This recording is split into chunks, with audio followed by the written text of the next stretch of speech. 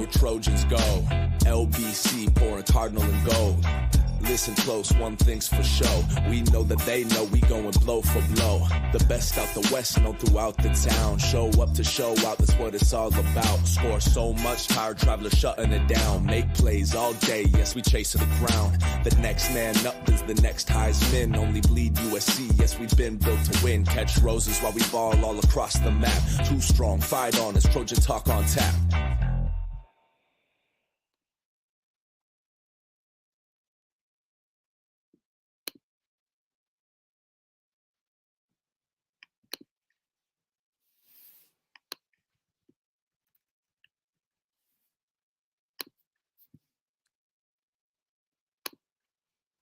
Fight on, Rick.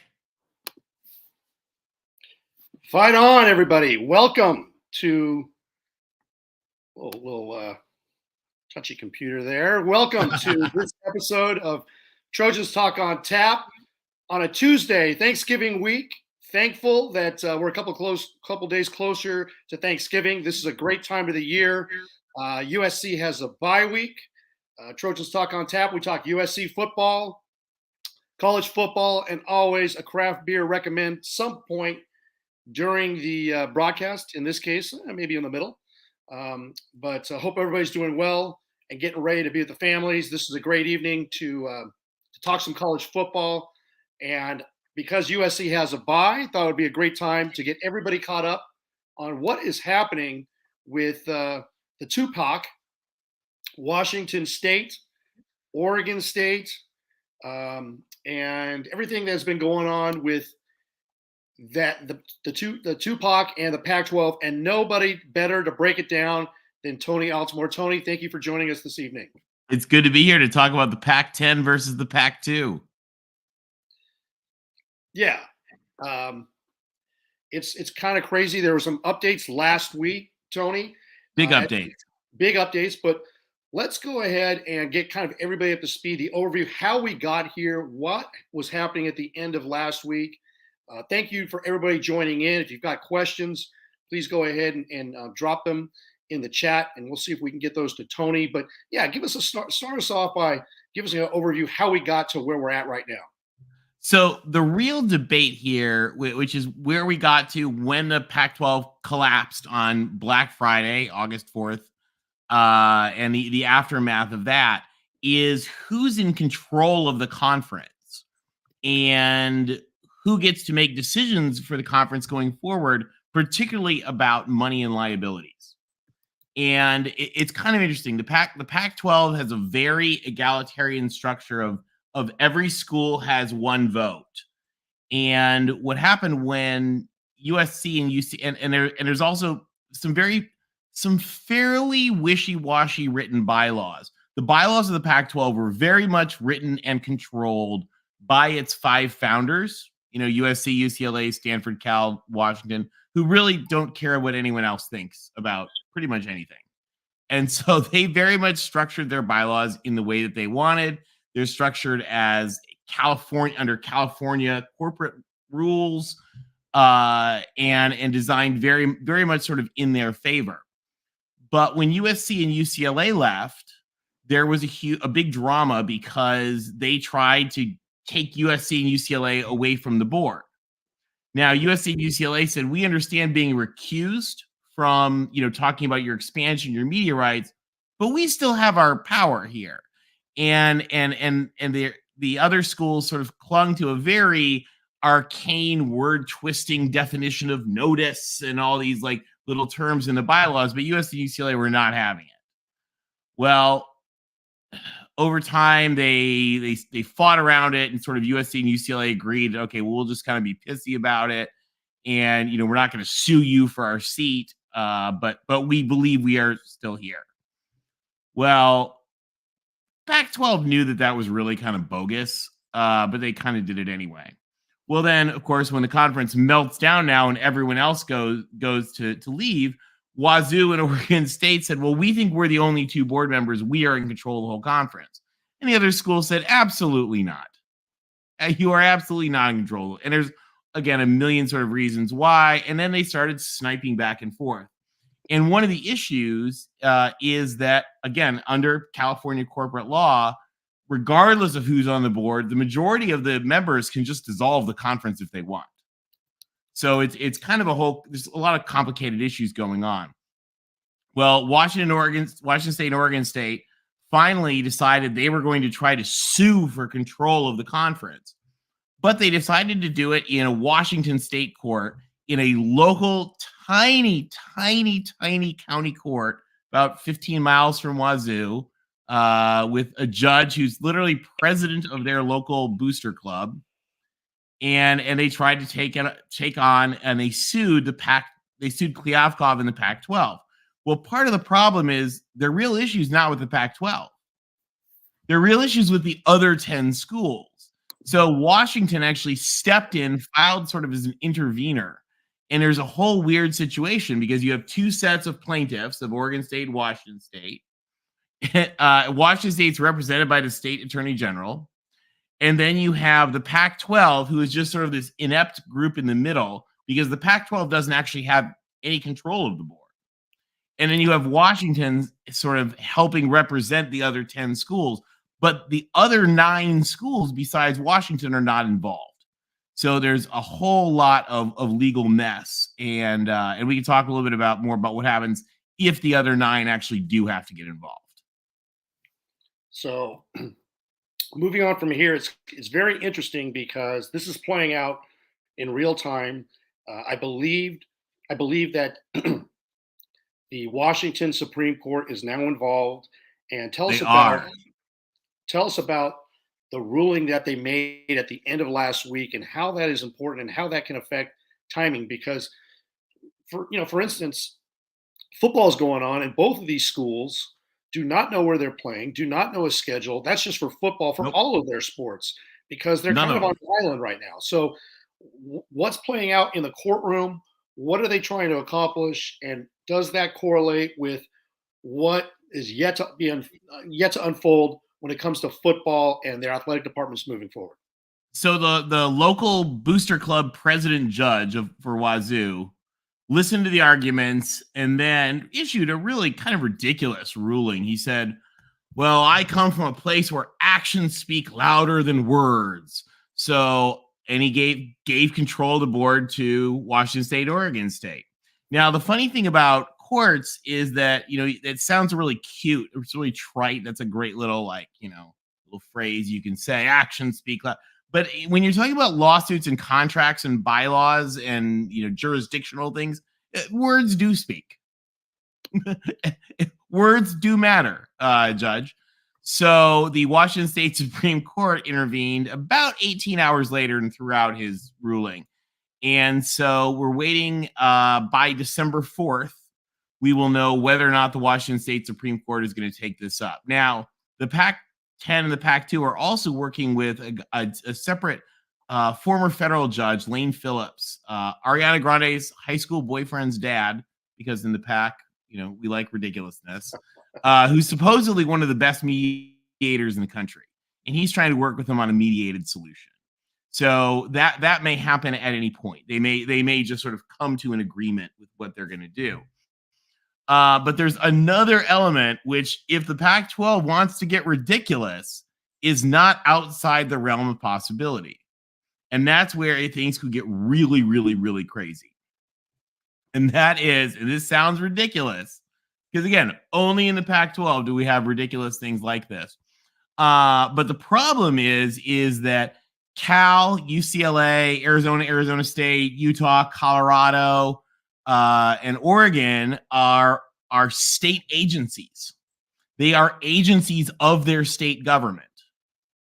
So if Wazoo, as the state of Washington, wants to involve them in the lawsuit, which they really should be, one of the things that they've been trying to do is not to involve them because they want to keep it in their little rinky-dink Washington courts. But the problem is that when two states go after each other, or in this case, two states go after 5 states, there's actually, this is in the Constitution, okay? I'm not making this up. There's only one court that can handle this decision, and that is the U.S. Supreme Court.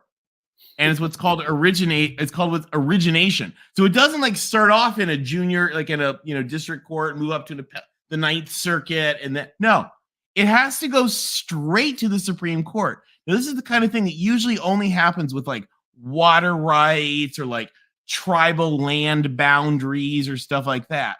No, the Pac-12 may end up in front of the U.S. Supreme Court like sooner rather than later, as insane as that sounds.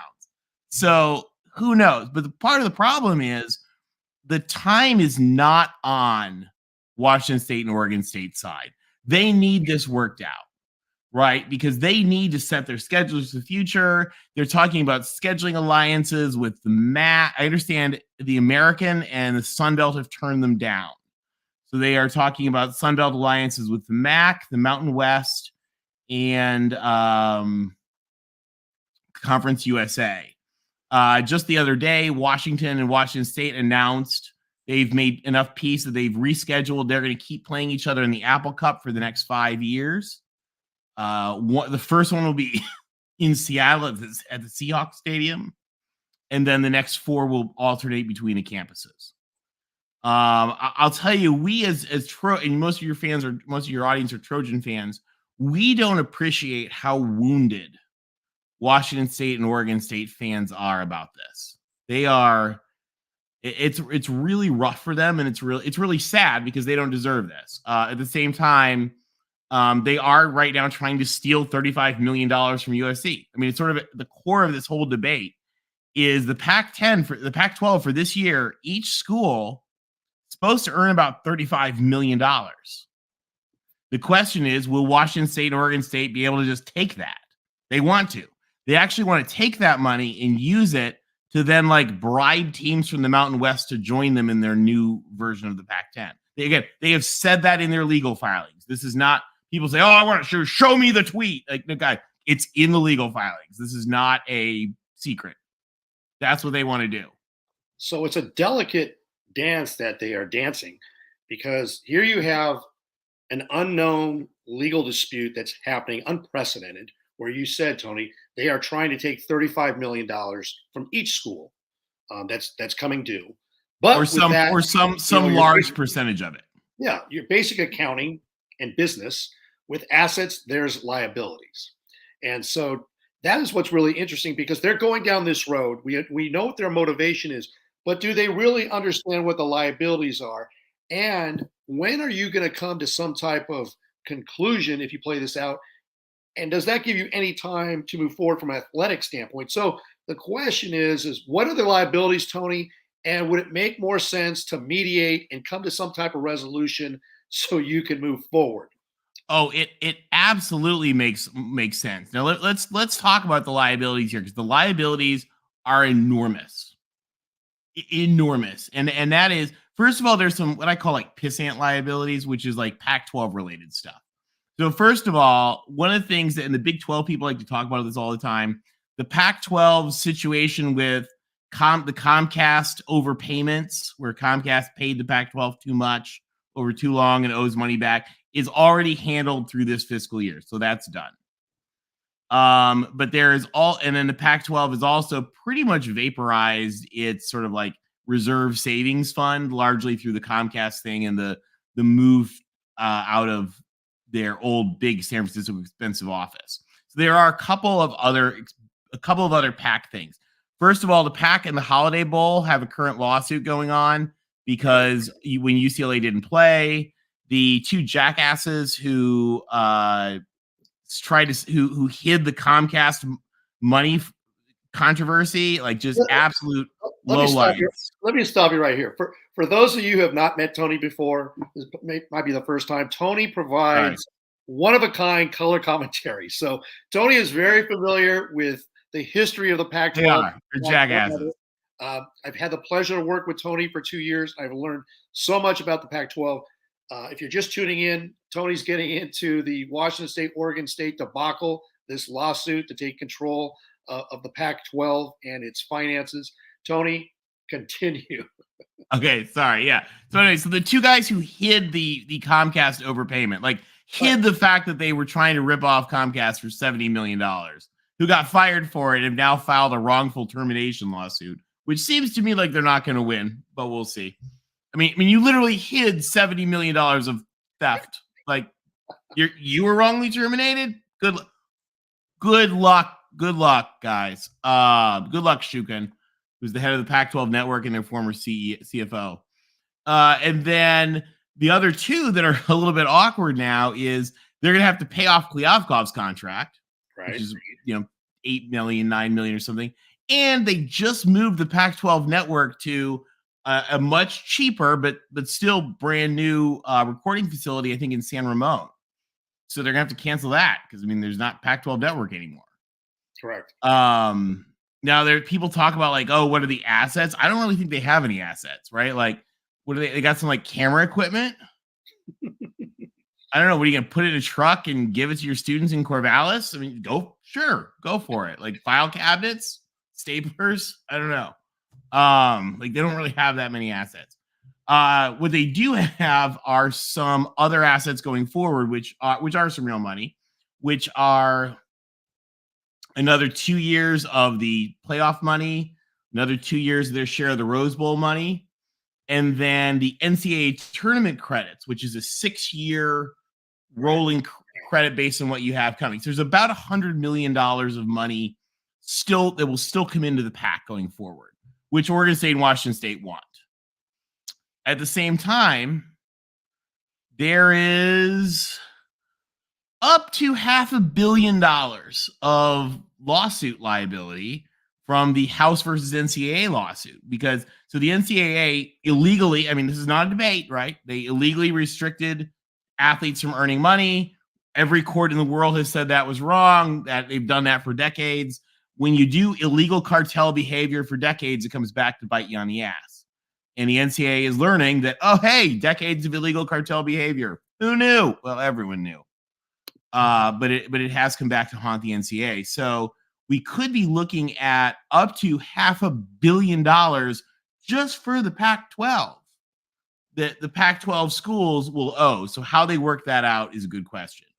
Jeff's asking about money this year. That's the big debate, right? So, right, in theory, every school should be getting about $35 million this year. Oregon State and Washington State want to try to rip off a bunch of that for themselves and use that to. Now, again, here's your question, right? I like to say they're trying to pirate it from the other schools because I think that's what they're doing. They're trying to rip off the money that the other schools earn to keep for themselves and use it to bribe the Mountain West. Other people like to use nicer words for it. They like to call it investing in new membership development. But it means the same thing. It means pirate the money from the 10 schools that are leaving and use it to bribe the Mountain West. So explain, you'd mentioned the lawsuit that's going on with the NCAA, and what potentially could Oregon and Washington State be exposed to with that lawsuit down the road? So that's a real good question. So the lawsuit is against the NCAA and the 5 power conferences. Now remember, people don't like to sue the NCAA. People don't like to sue the schools because they all have a lot of them have their own sovereign immunity things. One of the reasons that USC gets sued a lot, like USC is actually right now the school at the center of the lawsuit over employee recognition, is that we're not a public institution. And so we can't use state government power to hide behind.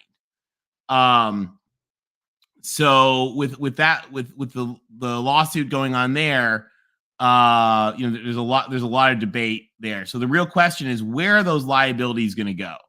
Now, in theory, you could make an argument. They're like, oh, we left, we're free of liabilities. I don't think that'll work. Judge Wilkin is a professor at Cal. She knows where Cal is.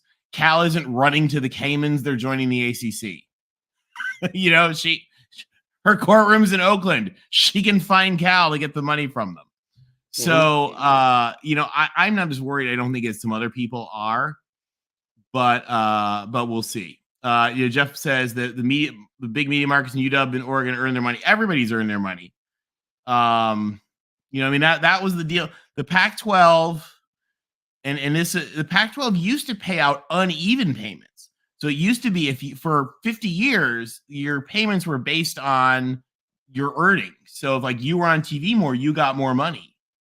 And then in 2010, 2011, whatever, Bill Moos from Wazoo push through this whole equal. So Wazoo and Oregon State, again, for the first 50 years of the PAC, were earning less than everybody else. And now they're earning equal, but they want to take more than the equal and just sort of like rip off their share. And I think it's hogwash. The bylaws don't allow for it. The Pac-12 bylaws now require that money be distributed fairly. Even the shady local judge, like how you enforce this, he said, money has to be allocated fairly. But the question is, could they hold back $100 million or $200 million as a war chest to bribe Mountain West teams later and just like pay everybody equal, but keep a bunch? So there's lots of big questions. But again, the liabilities are the question because the liabilities aren't immediate. They're going to be in a year, 2 years. Now, if you were a business, the smartest thing you would do is dissolve this conference. Right. You would just end it. No more new liabilities. No, but the brand is so important to Washington State and Oregon State. They are so wounded that I think that they need to have it continue. Jeff brings up a good point here. He says, obviously a USC perspective, I don't think SC should have been subsidizing the conference while we wallowed in mediocrity. Yes, you talk to people from each university, each fan base, they have their own beliefs of what happened and what should happen. Obviously with USC and UCLA, we had unequal revenue sharing going into from the Pac-10 to the Pac-12. We acquiesced, and because of that, even though we had most of the eyeballs and generated much of the revenue in the old TV contracts, Larry Scott had a different plan, and that was primarily based on future revenues from the new Pac-12 network, which was never distributed, and the earnings from the network never came. And the network never had the value that one would believe. So, well, and let's also, for folks that don't know this, the Pac-12 network itself was a pretty good idea.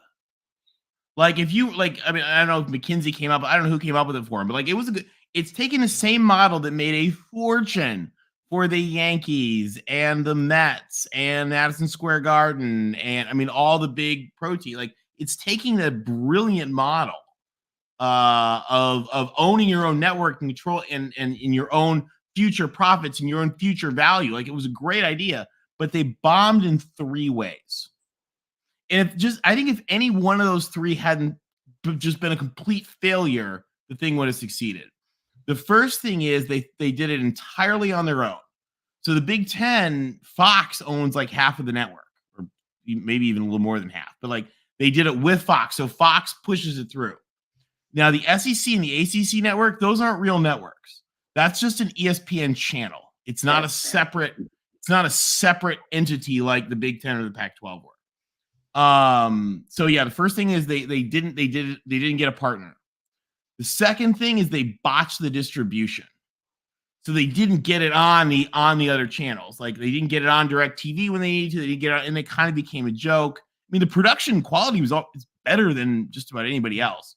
But as much as I don't like Ted sometimes, I love Yogi and not a huge Ted fan. And I could do without Helfrich, but that's my own personal issue. He knows what he's saying. But then the third issue, I believe, and I think this is the most important of all, and nobody ever talks about this. This is just a Tony opinion, is that the most important teams had their worst moments in history in the 10 years of the Pac-12 network.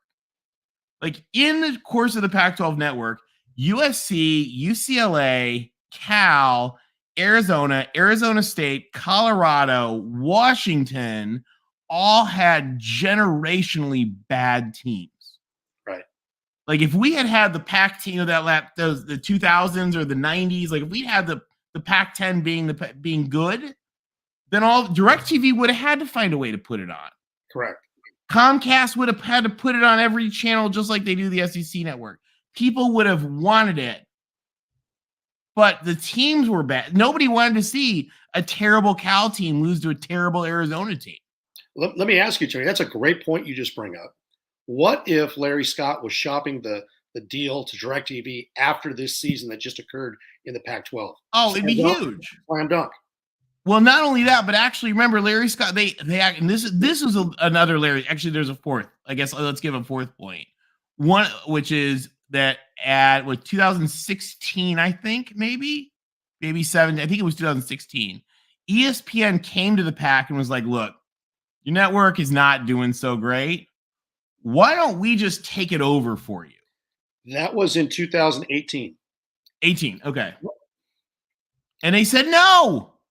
Like, I mean, ESPN literally offered them, like, they were like, "Okay, guys, this was fun. We get what you're doing. We believe in your product. You're our partners. Why don't we just take it over?" Essentially, I think they were going to set it up to be kind of like the ACC. And that was 1 year after Larry Scott was extended. So many think that, hey, he was still pumping. We're gonna make this thing work. And so it could have been a conflict of interest. Hey, you get your extension, and then all of a sudden you're going to go ahead and turn over the network to ESPN. So, well, but also part of your question could have been, in all honesty, is like, do you believe this is the year they turn it around? Like, one of the things we have to give George Kliavkoff credit for is when George Kliavkoff came in, he decided his first priority was getting the football product to be better. Yeah. And he went and met with every president, every AD, and they built a plan at every single school for how to get the football product to stop stinking. And it worked. Like, I mean, look at what Kliavkoff accomplished in turning and I say Kliavkoff accomplished. Now, I am the first to rip on him for a lot of his other stuff, but he accomplished a ton in turning the conference around to make the on-field product better. He just didn't manage the presidents when it came time for a new media deal. Right. So here's a question for you, Tony, based on what you've detailed with us, and I appreciate it. It sounds like, okay, there's time kills all deals, and Oregon State and Washington State are up against it. They need some percentage, if not all, I mean, they're looking for all of the revenue to rebuild the Pac-12 and attract teams to get at least above 8 to still retain their status as a conference. And we're not going to get into those teams today. That's a different discussion. But with that, they're also going to have to assume some liabilities if they are have rights to the Pac-12, whatever you want to call it. So without having a lot of time to get some type of resolution, does it make sense for Oregon State and Washington State to approach the other 10 leaving teams, the teams that are leaving the Pac-12, and come up with some type of mediation, i.e., hey, you can Washington State and Oregon State, you can have a percentage of the revenues, but you're also going to assume any of the liabilities that come. If there is if each school is hit with $50 million because of the NCAA lawsuit settlement, then you're going to take, 50% of it. You're going to assume 50% from each school. I don't know what it is. That's all a good question. I mean, the hard thing for them too, like for example, the lawsuits that are happening right now are based on the big media deals coming in, which Washington State and Oregon State don't have coming in anymore. I mean, again, we're saying this year the Pac-12 is probably at about 35 million. It should be about 42 million. You got the Comcast reduction in what the Pac-12 network was earning. You got the couple, all their, like I said, all their little like kind of pissant liabilities. But like the Pac-12 should be about like 42 million. The schools going to the Big Ten, it's going to be 75, 80. The schools going to the SEC, the schools going to the ACC, it's not as much. But the money that they are suing for is the money that's coming in from the media revenue. But Oregon State and Washington State aren't getting that. I mean, Oregon State and Washington State, the Mountain West pays out in total. Again, we're talking Pac-12 should be about 42. It's going to be about 35. The Mountain West pays out like 7.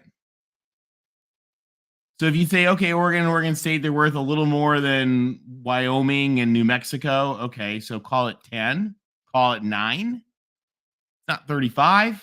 Like they don't have the revenue stream to cover those liabilities. So I mean, it's an ugly situation.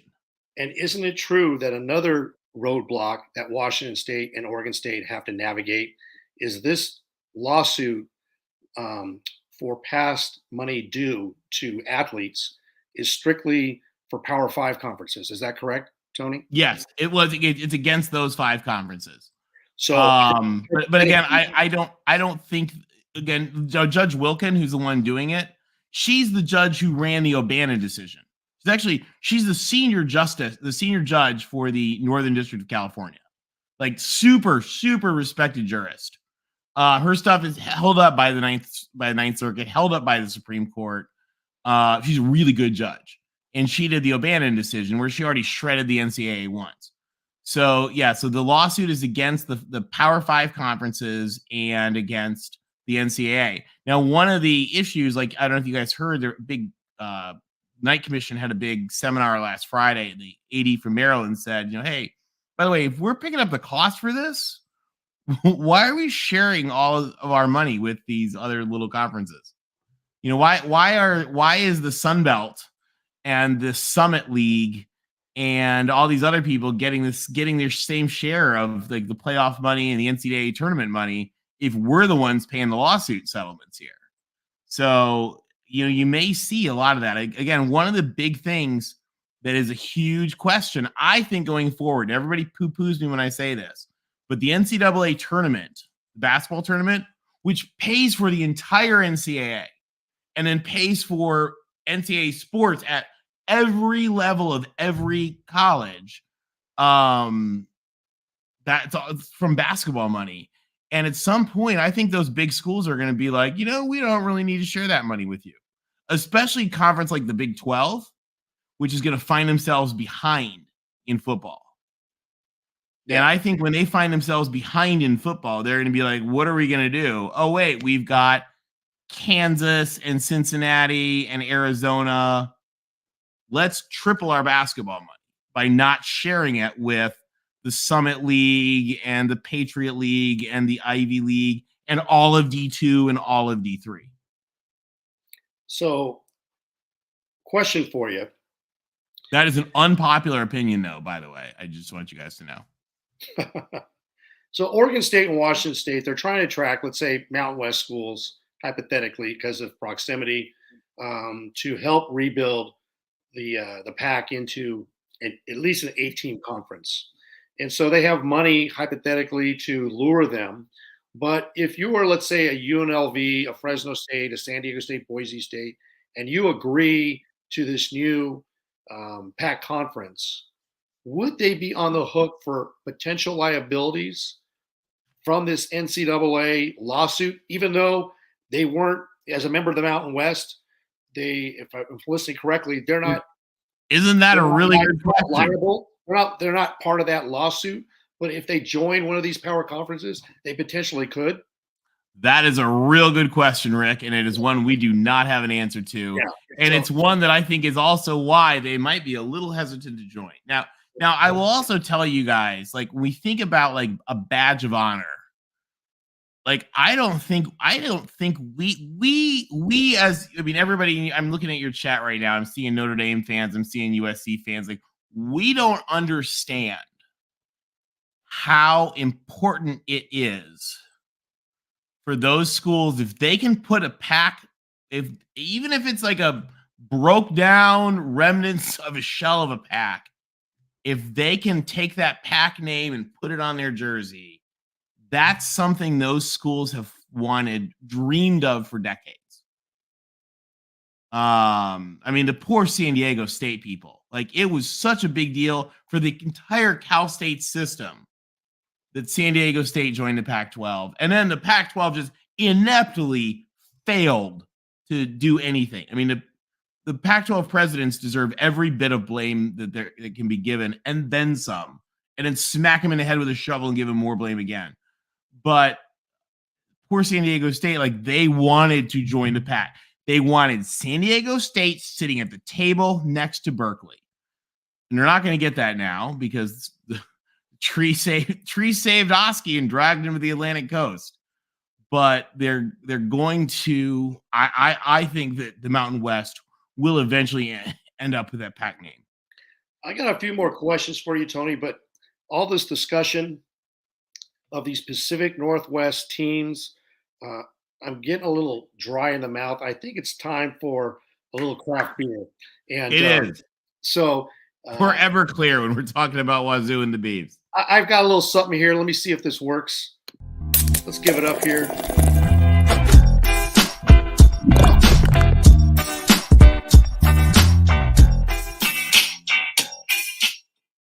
I love it. Did it work? Did I get sound on that? It worked. All right. Well, I've got a little craft beer recommend. This, because it's Thanksgiving week, this is a very quality beer. It is a Frambozen, and it's from Freem Family Brewery out of Hood River, Oregon. This is a barrel aged in French oak barrels. It's a Frambozen, and if you haven't had one, it's made with fresh raspberries. You got a hint of lavender. It's 5.7% ABV, and this would be something that you would go well for Thanksgiving. Okay, and you might be saying, Rick, please, man, I don't drink much craft beer. I don't drink these great beers that you're pouring. But if you want to get on the good side of Uncle Lou, maybe there's an uncle that you got to tolerate every year, right? And maybe he likes good beer.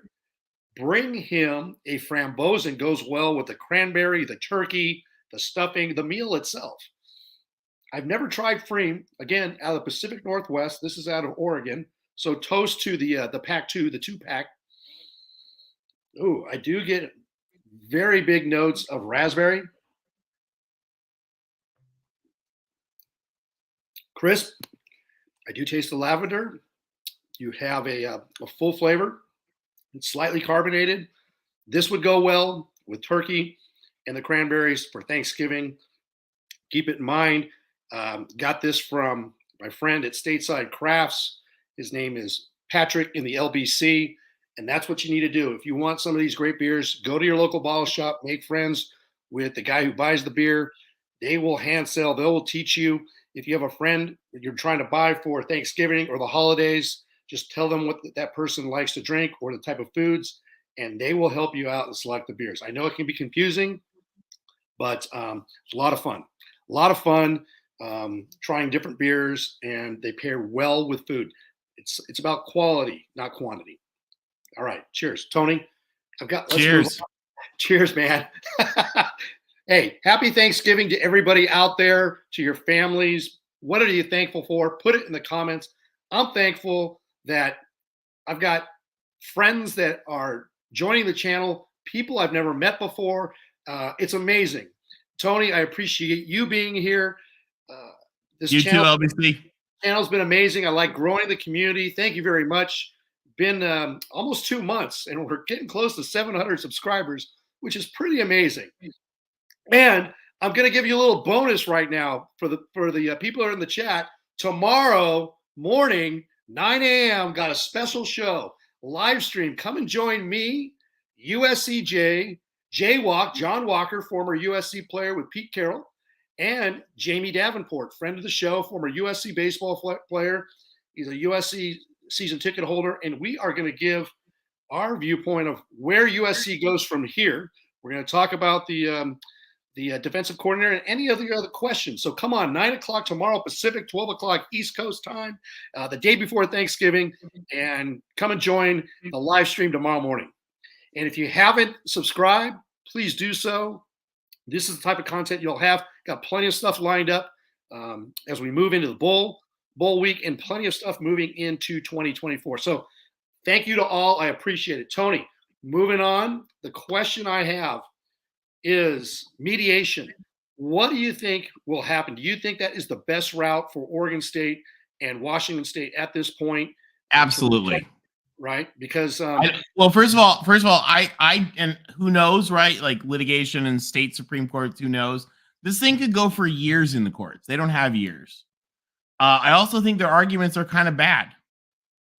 You can call me Homer for that. I mean, the Beavs faithful, they think that they have like this, but like they kind of have like some nonsense interpretations of stuff. So again, I don't know that they provide. I don't know that they prevail in the long term, and I know they don't have the time to prevail in the long term. So I think mediation is the best answer. The other thing is, quite honestly, the other schools would like to get out of this. the other schools need to move on. Yeah. So I think it's important to them. The other schools also don't need any more of their emails and text messages shared publicly. Like, I mean, it's fun for me because I enjoy reading about the University of Washington president told her board chair in private emails that we now get to read. You know, I like seeing. We found out, by the way, John Canzano, who I deeply respect. I don't always agree with him, but I deeply respect him. Some people don't. We now found out that his source throughout this whole thing was actually Klyavkov. We now have Canzano's texts with Klyavkov. So, yeah. So I kind of laughed. People were like, Canzano doesn't know anything. I was like, and I always thought he did. I was like, I think he does. And turns out he does. Well, I mean, if you can count Klyavkov as a source, because Klyavkov screwed the whole thing up. But yeah, so it turns out Canzano was getting stuff directly from Klyavkov live as it was happening. But yeah, no, I think they will. And by the way, to be honest, the truth is, with all the stuff going on in the conference and all that, if they came out with and I don't know what the number is going to be, if they said, all right, we're going to give everybody $25 million for this year and get out. And we'll cover the pissant liabilities, but if house money comes, you all owe your share of the house money. It sounds like somebody needs to structure the deal so a decision can be made. Oregon State, Washington State can move on, start scheduling their athletics, moving forward, and then the 10 other schools can move forward to their conferences, don't have to deal with any future ridiculous lawsuits that are filed, because honestly, Oregon State. Well, I mean, they may have to deal with some ridiculous future lawsuits. Yeah, but it seems like Oregon State and Washington State, they don't really know what they're getting themselves into. No. And the other school, I think, like University of Washington is probably sick of this ridiculous their overtures. They really don't. I mean, they're going rogue. They're totally going rogue. And and the poor, I mean, let's remember too, the state government of Washington is at war with itself. Like for right now, just the last couple of days, half of their solicitors general office has had to sign up as counsels for Wazoo, and half of their solicitor general's office has had to sign up as counselors for Washington, because they're literally suing. The state is suing itself. So, Tony, they're having the Apple Cup within the court system, the state of Washington court system. They should. Winner gets the money. So here's what's interesting. Wazoo doesn't want to take that deal. Let's talk about the football that's on the field this weekend. We'll move to that, and we'll wrap this up. And, Tony, I really appreciate you stopping by tonight. Glad to be here. Nobody knows conference realignment better than Tony Altimore, especially when it comes to the Pac-12, the history of it, what has set a precedent, and now moving from the Pac-12 to the 2-PAC and everybody else moving on to their conferences. But you've got Washington State, because they destroyed Colorado last Friday night in the Palouse. They are now 5-6. Started off hot, and now have to go against Washington in the Apple Cup. And this. What's the line? What's the line they tell Liam Neeson from Taken? Good luck. Well, this is so Pac-12, because there's Washington, number 4 in the latest college football playoffs released earlier today. Florida State is sitting at 5 without a quarterback. Poor Jordan Travis, God bless that young man, broke his ankle. I believe that's what it was. And would it be something? Washington State giving it to Washington, messing up the Pac-12's, definite possibility of making. Let's be clear, Rick. The most Pac-12 answer, is for Wazoo to beat UW. Yep. The Beavs to beat Oregon, and ASU to somehow knock Arizona out, and Cal to beat UCLA. That is, and maybe Colorado shocks Utah. That is the most Pac-12 answer. Like, what element of cannibal chaos could possibly happen? We haven't seen much cannibalization in this conference in a little while. So that's not how. I'm like uncomfortable. Like, I'm feeling like twitchy because there's been no like conference destroying cannibalization in a couple of months. And as a USC fan, without a game this weekend, I'm going to be enjoying the chaos. Bring the chaos. bring it, because we're going to like the Tony the Tiger's Sun Bowl or somewhere ridiculous like that. So like, let chaos reign. Yeah. And if we don't, if the Pac, I mean, what are the other weird things about the Pac-12? I feel like, the SEC people, they have their whole like SEC. Like, I don't want Oregon to go to the playoffs. I'm not chanting like, oh, I want Oregon to go for conference pride. No, I want to mock Oregon when they lose to the Beavs and don't get to go. Here's a question by Jeff Rodriguez. What is Oregon? What's their state of the state of Oregon? Yeah, so Oregon State, they've kept this out of Oregon courts. Okay. So Oregon State is a co-plaintiff with Washington State in the state of Washington. So they have not named the other schools because, again, they cannot sue the University of Oregon in Washington State court. The only place they can sue the University of Oregon is directly into the U.S. Supreme Court as an originating case because it's a state versus state. So that's why the other schools aren't named. Now, my lawyer friends who are not from WSU or Oregon State tell me that that's actually a huge issue. Like the fact that those other schools are not listed, are not in the lawsuit is a huge issue. My Beav and Coug friends are like, no, it's not. It's fine. Oh, okay, guys. I mean, who knows? Maybe it's fine. Maybe it's not. They had a very expensive, very, very, very good lawyer from Weil Gotshal who made their argument for why it was okay that they weren't represented. But the truth is that Washington doesn't represent USC. USC should have sued the PAC over its board seat in 2022 and didn't. I mean, one of the things that the Pac-12 did, and this is kind of smart, is that the Pac-12, they told USC you can't come to meetings anymore. But they didn't actually take any action to kick them off the board. And they didn't actually do anything about it. They just kind of like ignored the problem, waiting for it to go away. Quite literally waiting for USC and UCLA to go away. They also didn't try to rip us off on revenues. They didn't try to do anything. They gave us special briefings. So they did a lot of things. So again, these are smart people. As much as we rip on the Pac-12 presidents, they're smart people. So that now today they can be like, what the president of Washington said. I don't know what they're talking about. We never took USC and UCLA off the board. We just kept them out of our meetings where we talked about the future, which is true because in all of their meetings, they talk about the future. Now remember, in a normal world, the Pac-12 has something like 2 or 3 board meetings a year. 2 or 3. Since June 30th, 2022, when we left, I think they've had 30. Yes. Something insane. So I mean, the whole thing is insane. And there's all sorts of messes. There's stuff in documents. They thought about trying to steal our money, but then they didn't. So the question is, there's all sorts of it's wild. It's so much fun to read through their texts and emails that we now all have access to.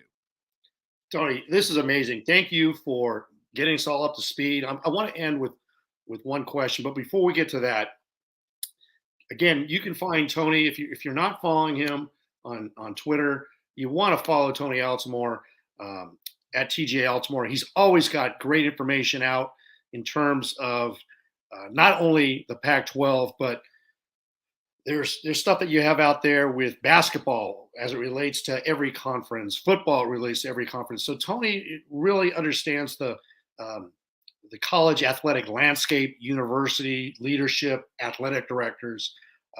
You do a phenomenal job, Tony, and I learned so much by following you on Twitter. So check Tony out on Twitter, and you can find Tony. We'll be joining tomorrow night on Pac-12 Chat Show Live. Tony's the host. I'm one of the co-hosts, along with Tim Prangley Jr. and Chris, UCLA Chris. And so check us out tomorrow. The show 7:30 Pacific, 10:30 Eastern on the Voice of College Football Pac-12 Chat Show Live. And then we'll be picking the games, and we only got a few shows left on that. So Tony, question for you. It's a guesstimate, I guess, but when would you say some type of resolution or understanding not resolution, but when would you say Oregon State and Washington State need to have some type of idea of moving forward so they can schedule their football and their athletics? So they are afraid of the December 4th transfer portal opening. I think they're going to get devastated. Yeah. I mean, I could be wrong. I would like to be wrong. I would like to be wrong. So first of all, guys, I have a lot of friends from Washington State. And I have a lot of friends from Oregon State. I tremendously respect. I think the Washington State president, you could put him in the dumpster for all I care. I tremendously respect their chancellor. I've met their chancellor. I think she's amazing. I think she needs a new boss. That's just my opinion.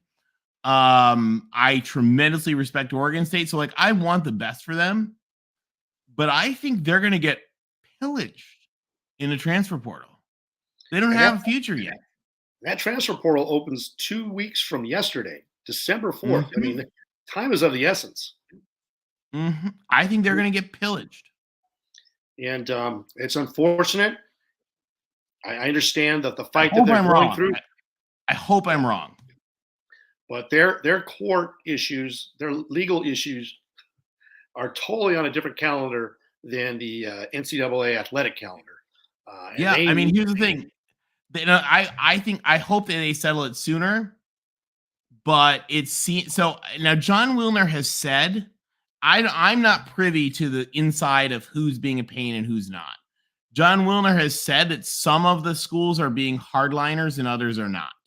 So I don't know who's being a hardliner and I don't know who's not. Like Arizona's broke. Arizona just lost $250 million from like they screwed up their accounting projections or something. So, Arizona may say like, hey, you know what? We're not going to take $15 million less. We want every cent. I don't know. I don't know who the hardline schools are. I've heard rumors that the schools getting partial shares are the most sensitive to collecting the most money. For those of you, Rick, you have a huge USC fan base. I don't know this for sure, but I've been told that USC is actually the most hands-off of any of the schools. So we're like, give us our fair share. We don't want to be in court with you. We don't want to fight. Just give us our fair share and do what you want. Like, let us out of here. So I am kind of proud of USC in that regard, assuming that's all true. I believe so. Let's just move on. We wanted to move on a year and a half ago. Yeah. Probably 3 years. Well, and also we don't have a state government to go to pick up a baseball bat and go fight our battles for us. They have state governments to go do that for them. It's literally the office of the attorney general being like, you want to go, let's go. But we don't have that. So like, I will say it is kind of interesting as well. The lawyers for Washington and everybody else are actually USC's lawyers. I'm sorry, excuse me, not USC, UCLA's lawyers. So it's UCLA's litigators, like UCLA's like ferocious litigators who actually did all of UCLA's secret negotiations with the Big Ten. And that is who is Washington and the rest of the Pac-10's lawyers. I'm told they are really good. I mean, I'm impressed by everything I've read from them, but my friends who are in the legal world are like, that is a really good law firm. Well, fascinating to get caught up on the latest with Washington State and Oregon State with respect to the Pac-2, Tony. Totally appreciate you coming on in. Look forward to joining you tomorrow night on Pac-12 Chat Show Live. Anything you'd like to say before we sign out this evening? Everybody have a happy and safe Thanksgiving. Fight on. We'll see you soon. Happy Thanksgiving, everybody. Thank you for joining us. And we'll catch you tomorrow morning, 9 a.m. Pacific, 12 p.m. if you can make it, with Jay Walk, Jamie Davenport, and USCJ. Fight on, everybody.